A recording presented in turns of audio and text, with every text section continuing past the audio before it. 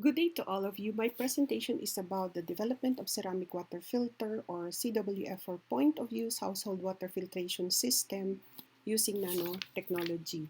The utilization of contaminated drinking water possesses major threat to human health that includes poor sanitation and hand hygiene concerns, especially in times of pandemic like the COVID-19. The World Health Organization revealed that the largest contributing factor of water-related disease is the infectious diarrhea, which is responsible to 825,000 deaths per year worldwide. The general objective of this study is to investigate the development of a high-throughput and cost-effective filtration and water purification system incorporating indigenous materials and nanotechnology method. So there are two types of ceramic water filters.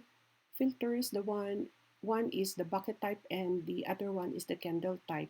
In this study, we focus on the development of candle type ceramic water filter with antimicrobial property. So this is the process for the first stage of experiment. So the production of candle type water filter starts with the preparation of raw materials, which are the rice hull ash and then the clay, and then production of the grog, and then making of the filter. After that is the silver impregnation and the water sampling and microbial testing. So this is the final model design that I used to come up with the candle type ceramic water filter.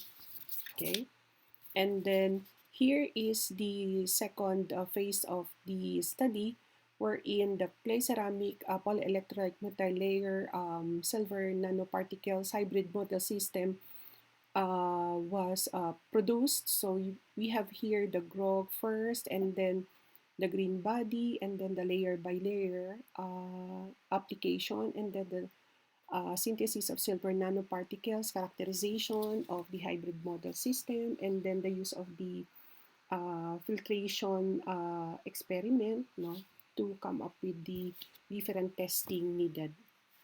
Okay, so this is the constant pressure, unstirred, and filtration setup used in all the filtration experiments. And then for the best grog formulation, so it's based on porosity, and the best formulation is the 70-30. So ellipsometry, it shows the increasing deposition of the film on the 5 samples. Okay, and then this one, the thermal characterization of the samples, the figures show that the difference between the two tested protocols in the sequential adsorption of polyelectrolytes in the silver, clay silver hybrid model system. And then for the infrared, so the two samples tested, so it proves that there is that stretch in the SiO-Si and also the NH band at 1630. So it shows that there's the presence of the PAH multi-layer films. So we have here the X-ray diffraction showing that these spacings of all the samples are nearly identical, and the possible polyelectrolyte deposition was on the surface of the clay particles, and then there was no intercalation of PAH in the intergalleries of the pores. So these are the images. The following are the images of the plain clay, and the next one is the surface wherein there's this multi-layer films deposited, and then the loading of silver here resulted to a lesser porous structure than the previous image of the hybrid system. And then here it shows the same image is there's the presence of silver particles, with an average size of 89 nanometer. And then here is the 5-7 bilayers that contain the highest amount of silver, for either silver 0, LBL, or the layer by layer, or clay silver plus layer by layer. Okay, and then theoretically the 10 ml here of 0.1 normal silver nitrate used for silver impregnation per 2 gram contains, it shows that there is the deposition of silver, which is only 6 milligrams. And then for the X-ray photoelectron spectroscopy, so there's this binding energy of the silver 3D higher than the clay PaH-PaA6 silver without vacuum than the one without vacuum.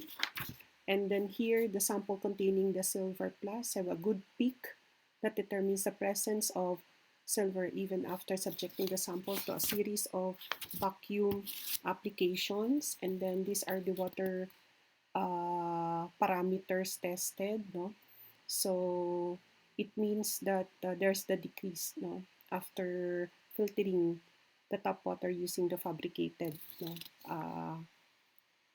ceramic water filter. And then the chosen best filter using Design Expert is the CWF with desirability of 0.64. And then you have here the results of the microbiological testing using 2 bacteria, the Serratia barcensis, the E. coli, and then 2 viruses, MS2 and then TRD1. And then therefore the conclusion can attest to the fact that there is really a high throughput and cost-effective water filtration system that was developed.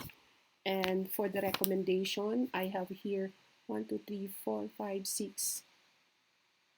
6 recommendations which are related to this research. Thank you for listening, and that's it for this research project, and have a good day. Bye.